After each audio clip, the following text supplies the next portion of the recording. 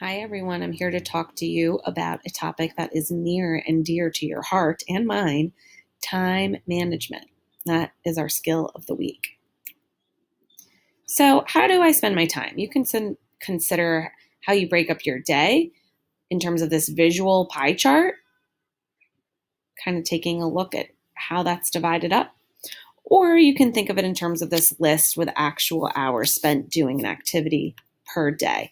I preferred this one. This is something I found online, but kind of mirrors this idea. How I break up my day. I've used things like sleep and work, just cooking and eating, time with families, doing my hobbies, relaxation.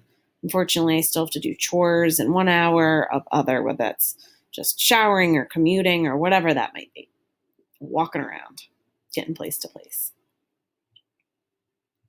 So, how do you spend your time? How would you list your 24 hours in a day? Think about that. How would you typically spend a normal day? So, here for you, now that you've considered how you spend your day, it's like, well, am I using my time appropriately? So, let's talk about strategies for time management. We can avoid distractions, take breaks, a 5-minute rule, prioritizing tasks, planning your day. All of these topics I will talk to you more in length about through this ed puzzle. So, avoiding distraction. So, this is one strategy. Look back at your chart. What is taking up a lot of your time? You might consider looking at your phone and seeing if you have an app that gives you screen time information. That might give you a clue as to where you're spending some time. I want to follow up with these questions as well. What are your major distractions when doing schoolwork? So, think about that. What are your major distractions? Even now that you're in the home, is that different than when you were in school? If you want to delineate between the two, like when I was in school, these were distractions. Now that I'm at home, these are distractions. They may be different. And then, do you have any strategies that you use to try to avoid them? And maybe again, they're different for home at school. I, encourage you to answer as distinctly as possible if they are different. Offer responses home versus school, and for both of these if they are different. So here's some tips to avoiding distraction. First, you can work in an organized space, right? If you come to a space that is organized, it is easier to sit down and start the work as opposed to thinking like, oh, this is so distracting, right? All this stuff around me, a little chaotic. So I say clear space, clear mind. Leave your phone somewhere else, whether it's in your backpack or in a different room, if that is a distraction to you. You could also turn off your phone so you don't even have to be bothered with those notifications. Or just picking it up is another problem. Put on your computer screen to full screen so that you're not tempted to like kind of open the other tabs. It's not kind of staring you in the face as a temptation. Sometimes listening to instrumental lyrics. I meant instrumental music. My fault. Instrumental music doesn't even make any sense. Instrumental music. So music without lyrics can be beneficial to kind of get your creative juices flowing. I like to have a snack and water nearby so I don't have to get up and kind of get distracted by that process. Because once I get up and get the water and get the snack, it's, 10, 15 minutes gone. It's hard to resettle and refocus. You are allowed to take a break. And if you struggle with coming back from a break, you might want to use a timer. So here's a good kind of routine.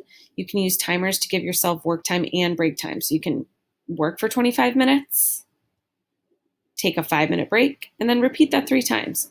That is an hour and a half of work. And that way you've built in some breaks for yourself. It's easier to kind of work when you've had a little bit of a refresher. 5-minute rule. I like this one. So this helps the procrastinator in all of us, that idea that I can do it later, especially when it's those tiny little tasks like, oh, I already have it done. I just need to submit it. How often has that happened to you? Oh, it's done. I just need to submit it. Well, then just submit it. If it's less than 5 minutes, just do it. Get it done. It's one less thing. If you're in that moment, just go for it. Prioritizing. So I want you to consider, what homework do you do first? Do you do what's the easiest? Do you try to tackle the most challenging? The one that's listed first on your to-do list.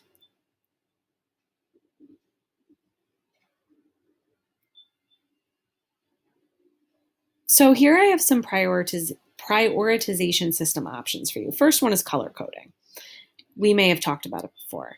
Anything due that day or the next day can be color coded with red. So urgent, needs to get done. Anything with a later due date can be coded in orange. Like, okay, this is on my radar, not urgent though. Then if you have, 1, 2, 3 assignments that are red, how can you prioritize them?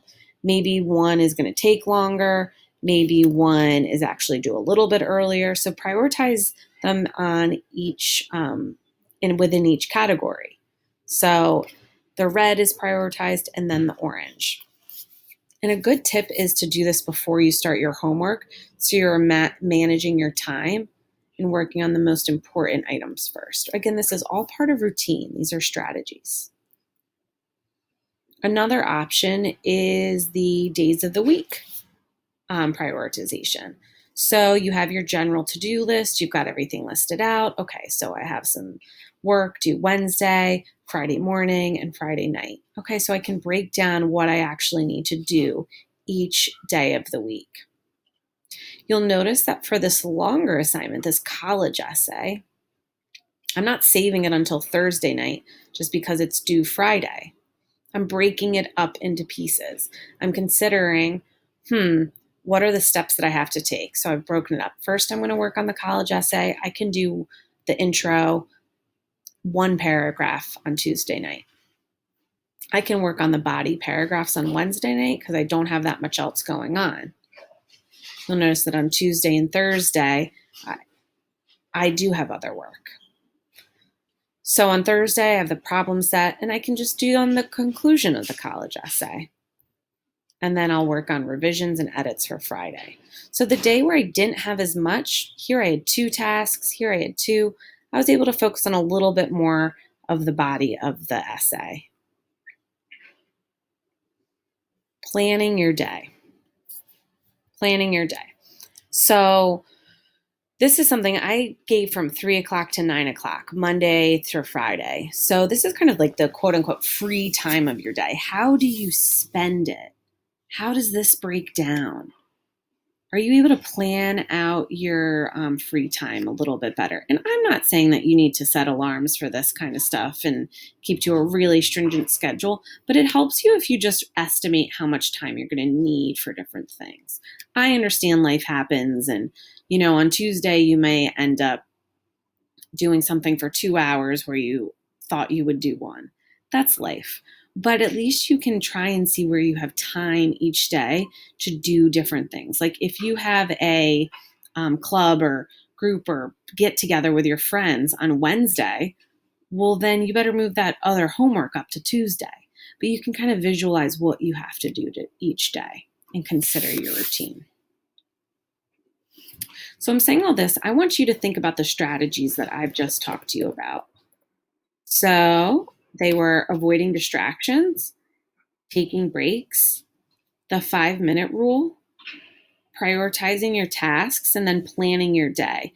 I want you to consider which one of those you are going to kind of lean into and try for next week. So avoiding distractions, taking breaks, the 5-minute rule, prioritizing your tasks, and planning your day. And you can then consider what you will do for the skill of the week in action. So think about that. This one here, prioritizing your tasks, I just want to let you know that I will go a little bit further with that when benchmarks are coming around, because there are specific ways you can break down assignments to get a better sense of how long things might take you. But that's just a forecast. You don't have to worry about that right now. But here's 5 options for your skill of the week.